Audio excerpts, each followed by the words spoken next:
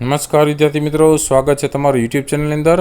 ધોરણ 7ની અંદર પાઠ 5મો છે, એમાં કવિતા 5મી આવે છે, બરાબર। હિન્દ દેશ કે નિવાસી આ કવિતાને લગતા જે સ્વાધ્યાયપોથીના પ્રશ્ન જવાબ છે, દરેક પ્રશ્ન જવાબની ચર્ચા કરવાના છીએ। તો વિડીયો અંત સુધી જોજો। વિડીયો ગમે તો લાઈક કરજો, કોમેન્ટ કરજો અને શેર કરજો તમારા મિત્રોને। કવિતાનો સરળ અર્થ આપેલો છે, બરાબર। દરેક પ્રશ્ન જવાબ આપણે જોતા જશું, નાના મોટા દરેક પ્રશ્ન જવાબ। જે વિદ્યાર્થીઓ હજી સબસ્ક્રાઈબ નથી કરેલી ચેનલને સબસ્ક્રાઈબ કરી બેલ આઇકન દબાવી દેજો, જેથી કરીને નવા જેટલા વિડીયો મુકાય ને એની તમને નોટિફિકેશન આવી જાય કે આ વિડીયો મુકાયેલ છે, બરાબર। સાથે નવા બીજા વિડીયોઝ છે એ ચેનલ પર મુકાતા જ હોય છે, એ ન જોયેલા હોય તો એ તમે પ્લેલિસ્ટની અંદર જાજો। ઉપર ચેનલમાં પ્લેલિસ્ટ છે, ત્યાં તમને સ્વાધ્યાયપોથીનું પ્લેલિસ્ટ છે, એમની અંદર પણ બીજા પ્રશ્ન જવાબ મળી જશે, બરાબર, પાઠના। અને અલગ પ્રશ્ન જવાબ છે એ તમારા ધોરણ પ્રમાણે પ્લેલિસ્ટ પ્રમાણે પણ તમે જોઈ શકશો। તો બધા પ્લેલિસ્ટ પણ જોજો, એમાં તમારા ધોરણ પ્રમાણેનો ઉપયોગી થાય એ તમારે, બરાબર, ઉપયોગી થશે। ચાલો, તો હવે પ્રશ્ન જવાબની ચર્ચા કરીએ છીએ। એમાં પ્રશ્ન પહેલો છે, निम्नलिखित प्रत्येक प्रश्न के उत्तर के लिए दिए गए विकल्प में से सही विकल्प चुनकर उसका क्रम अक्षर प्रश्न के सामने दिए गए बॉक्स में लिखना है। पहला वाला है, फूलों को माला में खाली जगह जाता है, फूलों को माला में गूथा जाता है, आंसर आएगा डी ऑप्शन। दूसरा है, कोयल की खाली जगह निराली होती है, कोयल की कूक निराली होती है, बी ऑप्शन आंसर आएगा। तीसरा है, सभी खाली जगह की मंजिल एक है, सभी पंथों की मंजिल एक है, ए ऑप्शन आंसर में आएगा। चौथा है, खाली जगह की टेर सबको प्यारी लगती है, पपीहे की टेर सबको प्यारी लगती है, आंसर आएगा बी ऑप्शन। कोष्टक प्रश्न नंबर 2 है, कोष्टक में से उचित शब्द चुनकर रिक्त स्थानों की पूर्ति कीजिए। पहला वाला है, हिंद देश के खाली जगह सभी जन एक है, हिंद देश के निवासी सभी जन एक है। दूसरा है, प्यारे प्यारे फूल गुथे खाली जगह में एक है, तो प्यारे प्यारे फूल गुथे माला में एक है। तीसरा है, गा रही खाली जगह बुलबुल राग मगर एक है, गा रही तराना बुलबुल राग मगर एक है। चौथा है, धर्म है उन अनेक जिनका खाली जगह वही है, धर्म है अनेक जिनका सार वही है।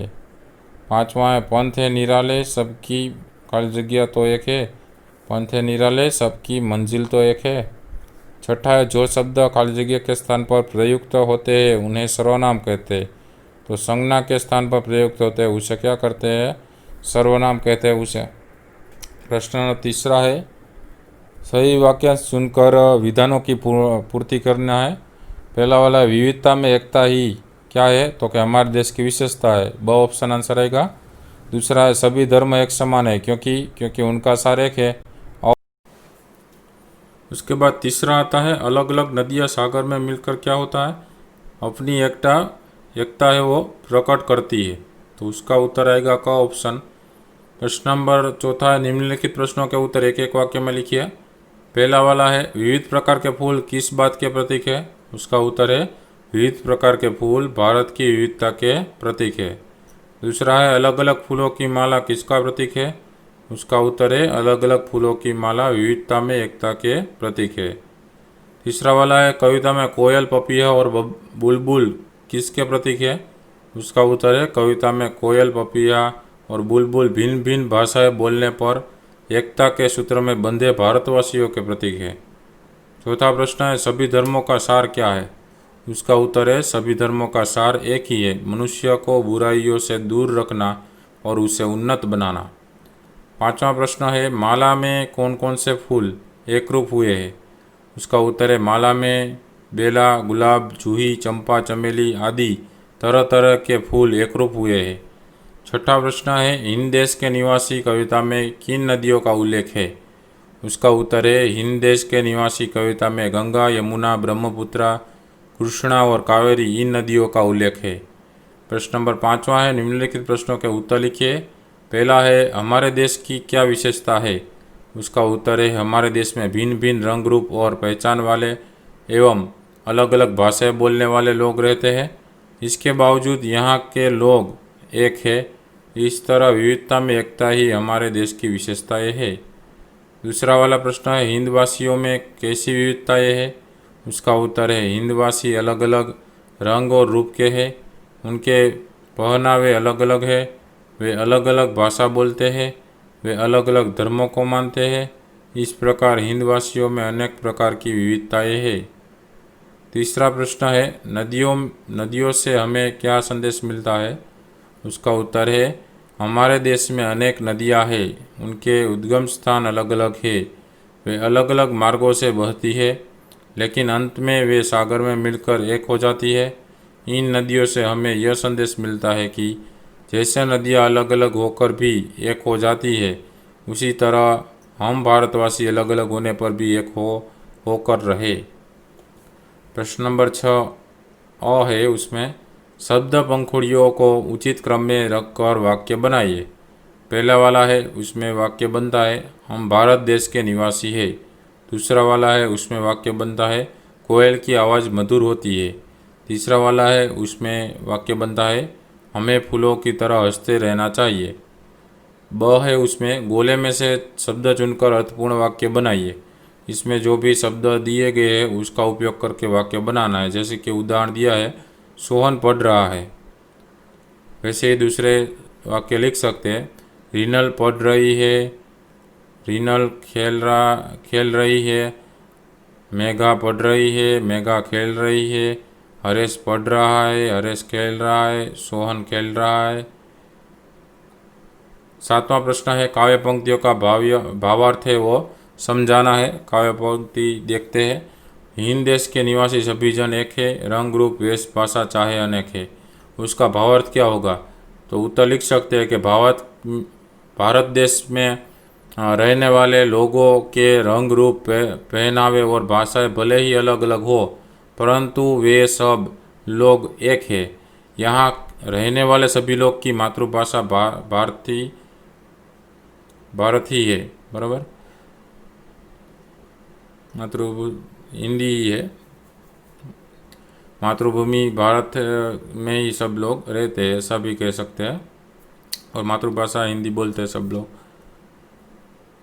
अच्छा, अभी देख सकते हैं 8वां प्रश्न है, औरत और लड़की के स्थान पर क्रमशः आदमी और लड़का रखकर परिच्छेद फिर से लिखना है। उसका परिच्छेद ऐसे लिख सकते हैं उत्तर में, एक मोटा आदमी जा रहा था, बराबर। औरत लड़की की जगह आदमी और लड़का आ जाएगा, मतलब उसका परिच्छेद में स्थान बदल जाएगा। एक मोटा आदमी जा रहा था, पीछे पीछे एक लड़का चल रहा था। लड़का छोटा और पतला था। आदमी को पता चला तो घूरकर बोला, ये लड़के मेरे पीछे पीछे क्यों चल रहा है? लड़का भोलेपन से बोला, मैं तो केवल छांव के नीचे चल रहा था। प्रश्न नंबर 9 है, कोष्टक में से जो शब्द समानार्थी नहीं है उस पर राउंड कर दीजिए और समानार्थी शब्दों का वाक्य में प्रयोग कीजिए। तो उदाहरण दिया है पहला, जैसे कि पंथ है, तो यह पंथ सरल नहीं है। दूसरा राह है, तो मुझे नई राह मिल गई। तीसरा रास्ता है, तो रास्ता यह सीधा रास्ता है। वैसे हम यहाँ पे भी लिख सकते हैं कुसुम, तो यह चमेली का कुसुम है। पुष्प, तो कमल के पुष्प जल में होते हैं। और फूल का लिख सकते हैं, यह कितना प्यारा फूल है। ठीक है, ऐसे ही लिखना है। इसके बाद इसका भी लिख सकते हैं, अनूठा अनोखा आम, मनुष्य स्त्री जन। ठीक है,